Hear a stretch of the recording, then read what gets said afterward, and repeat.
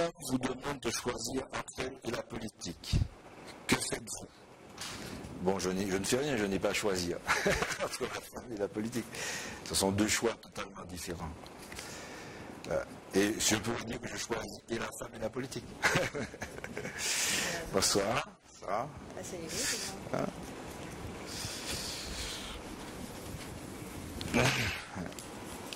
Chers amis téléspectateurs de Canal Martinique Télévision, bonsoir. Donc pour ceux qui nous rejoignent à l'instant, je suis en compagnie ce soir de Marcelin Nadeau. Marcelin Nadeau, bonsoir. Bonsoir. Alors, nous avons découvert avec Roland Laouché tout à l'heure l'homme politique. Je vous propose de permettre à nos téléspectateurs de découvrir l'homme tout court. Est-ce que vous acceptez ma proposition? Et absolument. Très bien. Puisqu'on y est. Alors, Monsieur Nadeau, quelles sont vos passions, vos activités en dehors de la vie politique? Vous savez que j'aime beaucoup la lecture. J'aime aussi la culture, c'est-à-dire les concerts quand je peux, aller au concert, sortir pour le concert. Tout ça me plaît bien. J'avoue que je devrais faire un peu plus de sport, mais j'ai pas toujours le temps. Mais beaucoup de lecture et beaucoup de sorties culturelles, on va dire. Vous avez dit aussi tout à l'heure que vous êtes un homme de conviction. Absolument. Vous êtes aussi un homme passionné? Je suis passionné, parce que rien de grand dans ce monde ne s'accomplit sans passion, disait le philosophe. Êtes-vous marié? Oui, je suis marié, oui. Combien d'années de mariage? Ça, c'est des près de 20 ans. Non, 20 ans. 20 ans? Oui, tout à fait. Très bien. Vous avez des enfants? Oui, 2 fils. Ils ont quel âge? Le premier a 20 ans aussi, enfin 19, presque 20, et le second 15 ans. Et vos parents, ils sont toujours vivants? Alors, ma situation familiale est un peu compliquée. C'est-à-dire que, effectivement, mon père et ma mère sont décédés. Mais j'ai aussi ma marraine et son époux, donc mon parrain, qui ont participé, contribué à mon éducation et qui, eux, sont vivants. Vous voyez, donc une partie de mes parents est décédée et l'autre partie est vivante. Donc vous avez dit que vous êtes né à Saint-Pierre, c'est bien ça? C'est ça. Alors, et entre le Prêcheur et Saint-Pierre, quelle est la ville de votre cœur? Ah, le Prêcheur. Le Prêcheur. Mais j'aime aussi Saint-Pierre. Ah. C'est-à-dire c'est une région. Vous savez, je suis né à Saint-Pierre parce que tous les enfants de ma génération naissaient à Saint-Pierre. C'était Saint-Pierre la maternité. Maintenant, vous savez qu'ils naissent encore plus loin. Et c'est pour cette raison. Mais j'ai été, comme on dit en termes vulgaires, élevé au Prêcheur. Donc le Prêcheur est vraiment ma ville. La ville de mon enfance, c'est ma ville, quoi. Vous êtes issu d'une famille nombreuse? Oui, j'avais. Alors là aussi, vous savez, mes frères, de père et de mère, nous sommes déjà 6.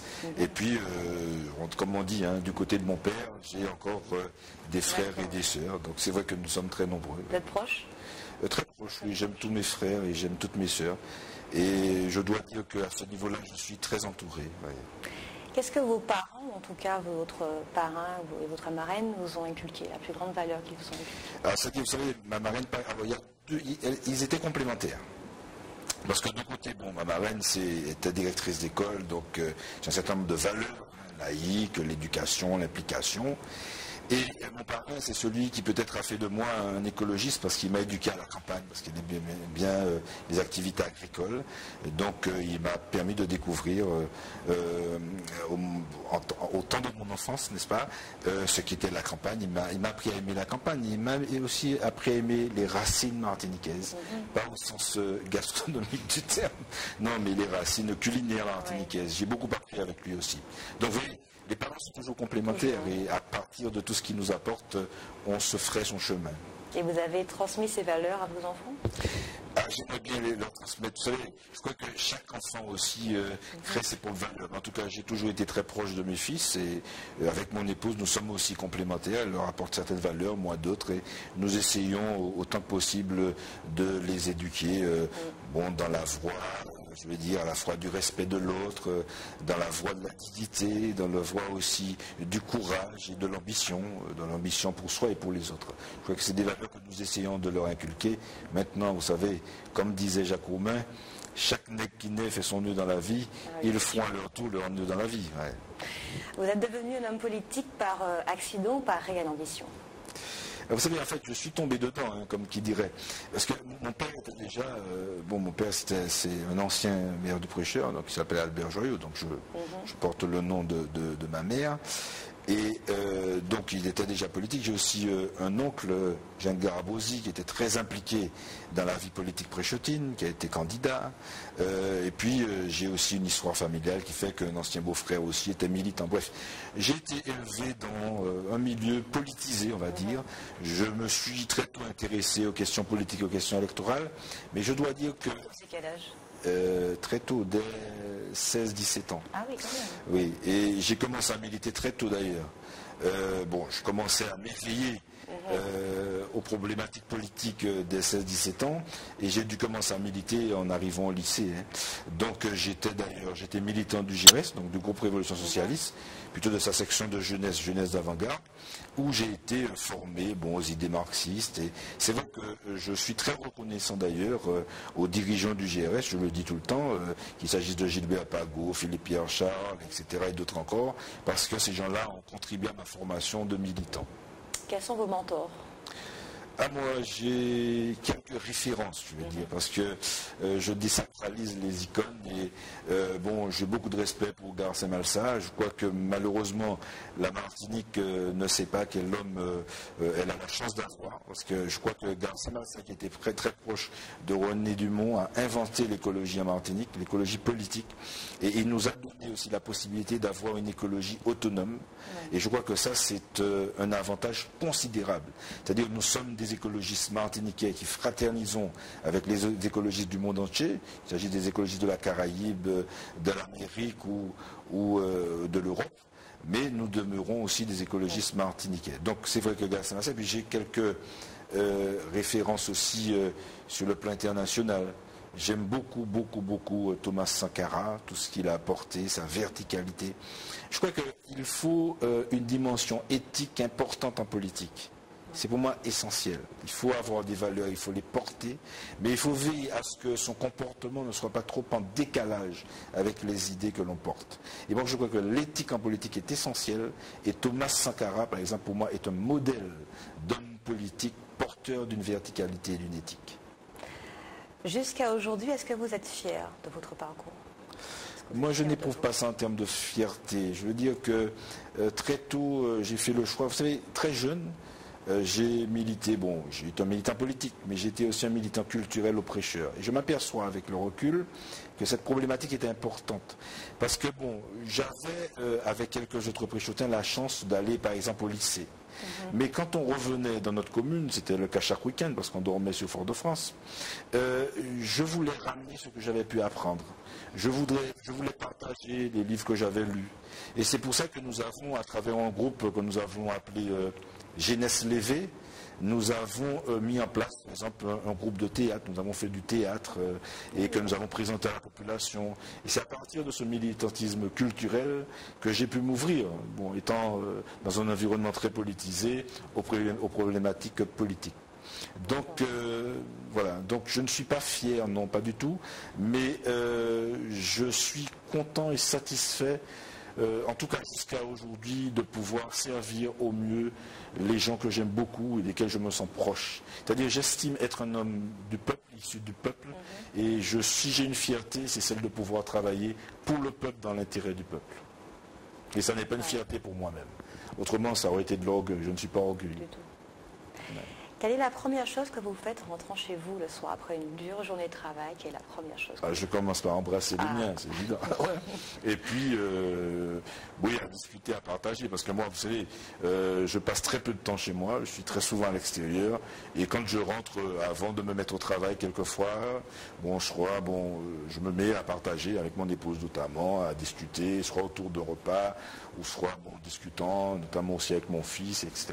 Je crois que c'est la première chose que je fais. Et c'est normal, parce qu'autrement, on n'aurait pas de vie de famille. C'est sûr.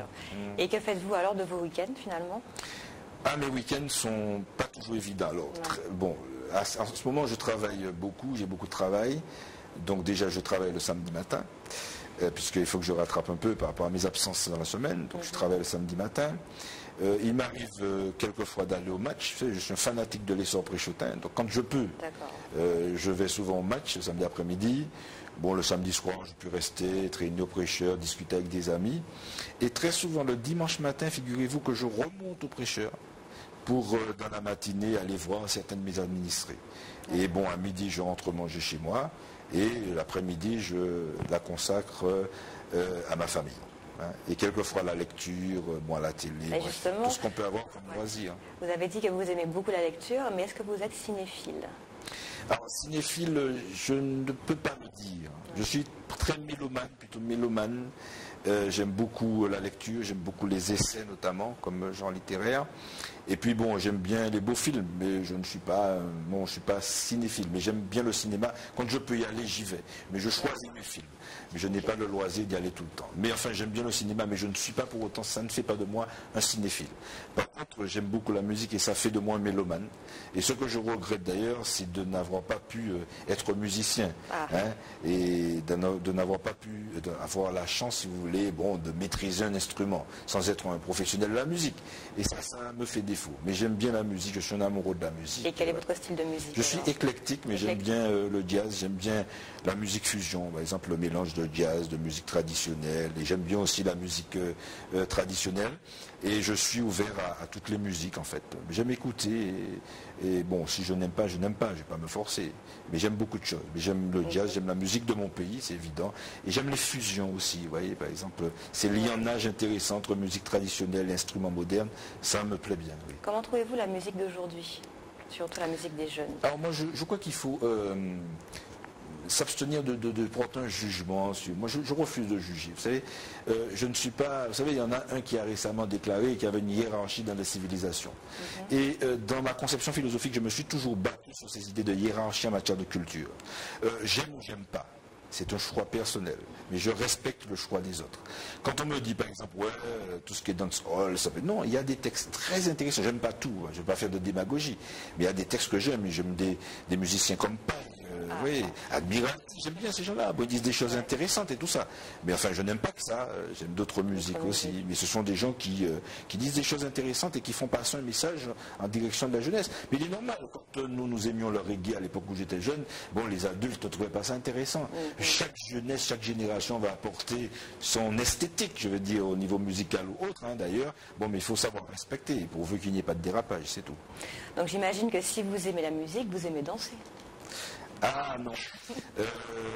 En fait, je n'aime pas vraiment danser. Je ne ferai pas une folie pour aller danser. Ça, je vous l'assure.